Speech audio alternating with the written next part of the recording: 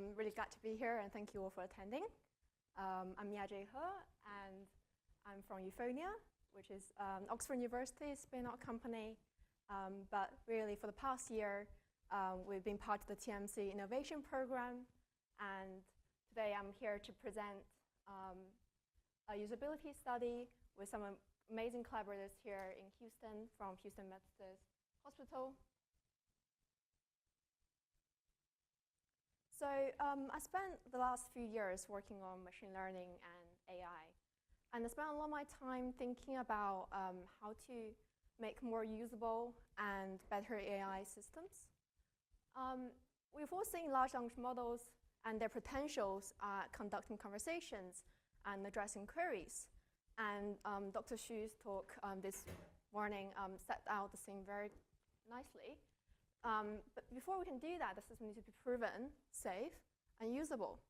And there's a lot of focus on safety metrics and automating those, as mentioned by Dr. Xu's talk.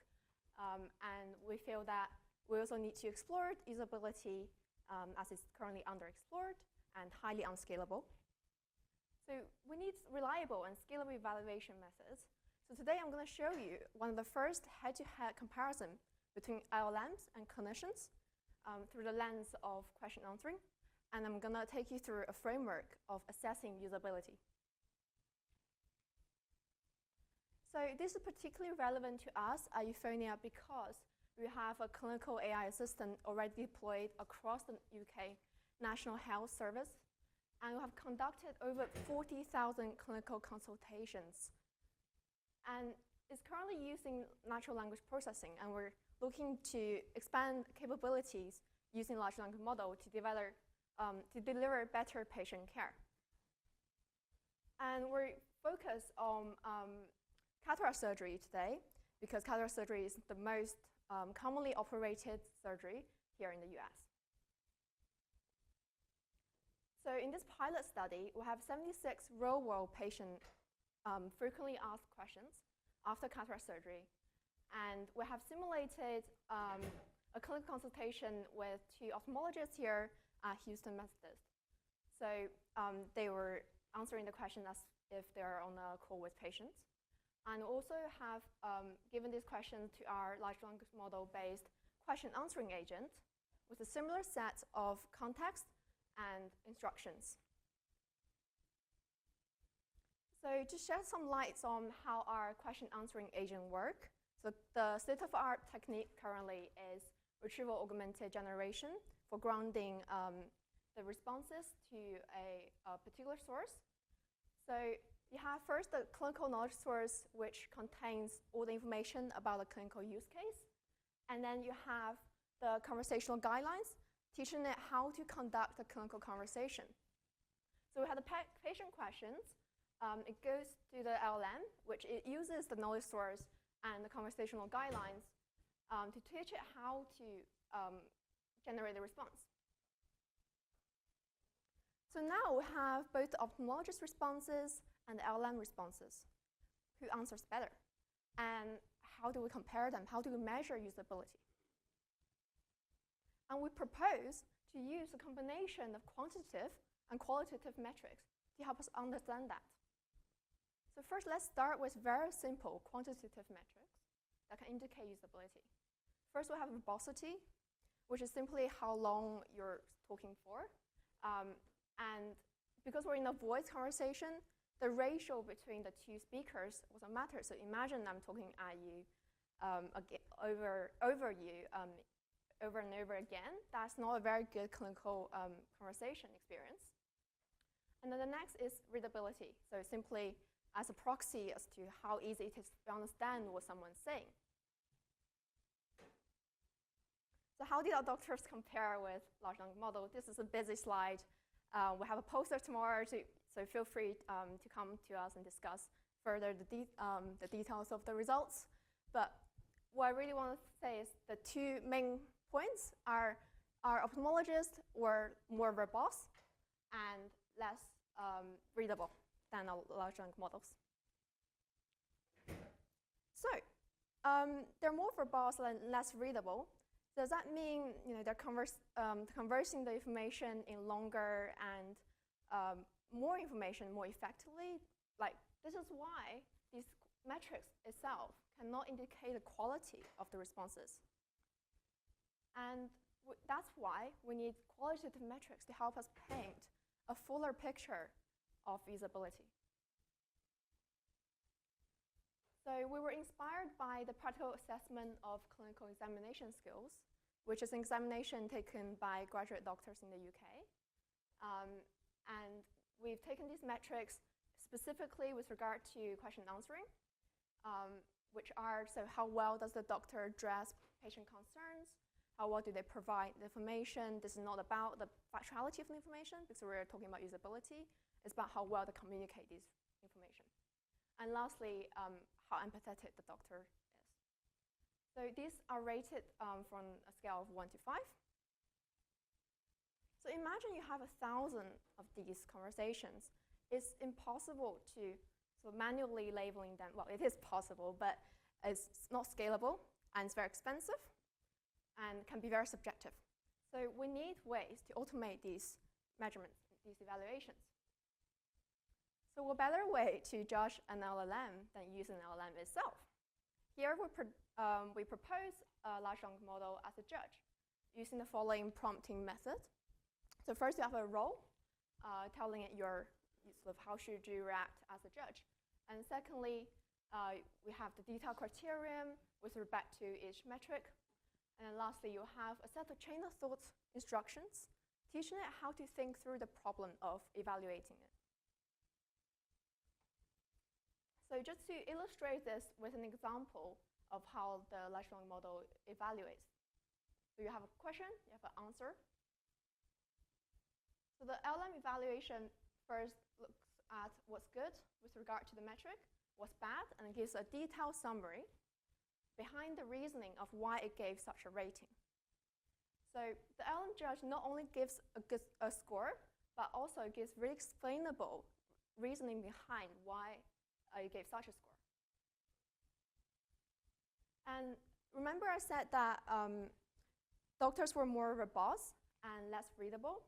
So how did it compare across these qualitative domains? In fact, we found that our large language model judges the doctors and LMs very comparably across all 3 domains. So I've just shown you some numbers of like LLM judging another LLM and doctor. The question is, can we trust these? And how do we trust? That's exactly why we also conducted an agreement experiment between large language model judge and human clinicians.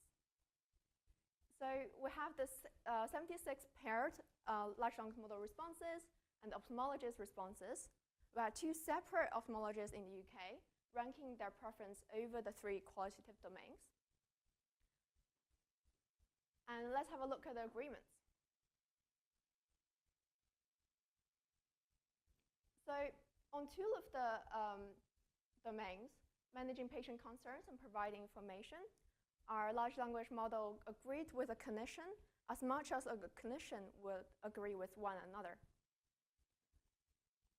However, it falls a little behind in terms of empathy, which is unsurprising.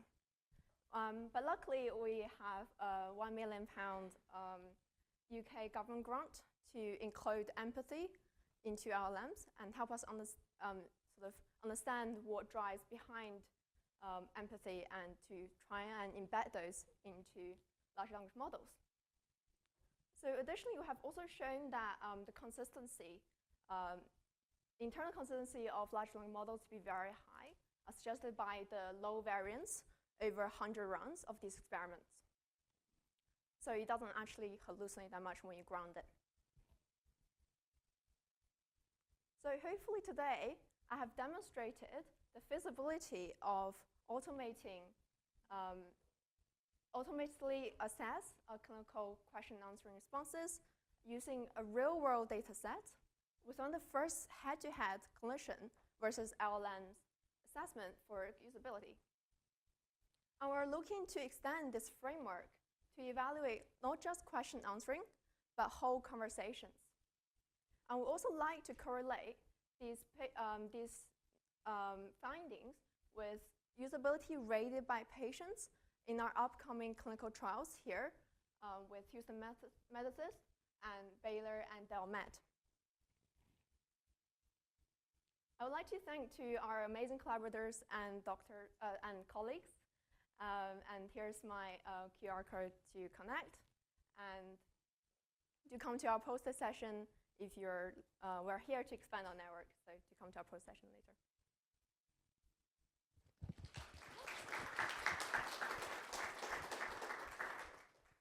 Thank you very much. And we do have 4 minutes for questions. There are 2.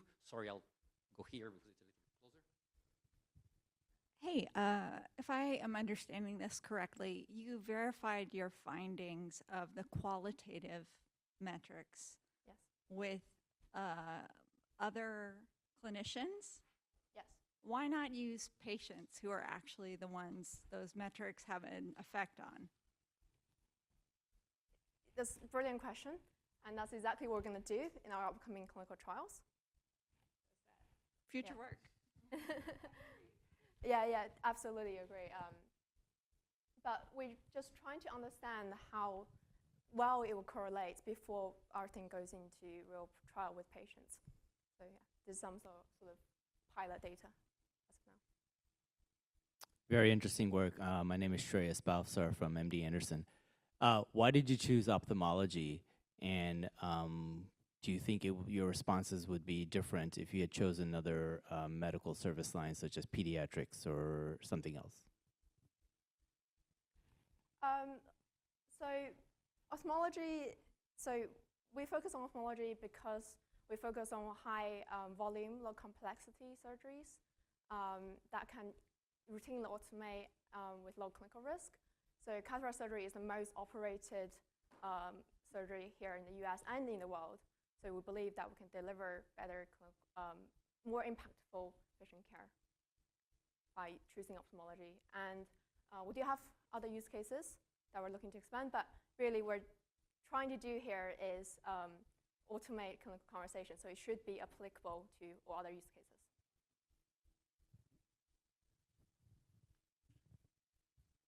There's another question there. Would you be so kind?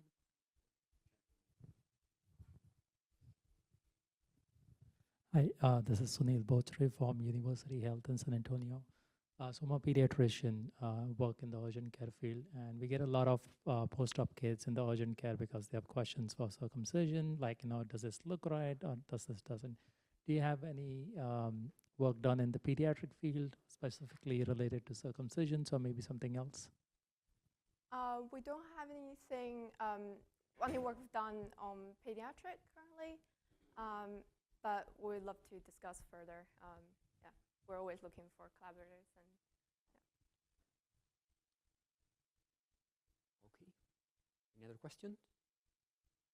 If not, I have one. Have you considered using your evaluator as an agent that would suggest, better prompt, better training method for your RAG?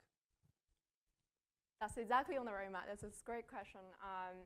Yes, so I think this pilot study is really just about validating this framework. And once we validate this, we can then put it in real use to make our clinical assistant even better by giving real time or even not real time, even weekly improvements to the system would be super useful.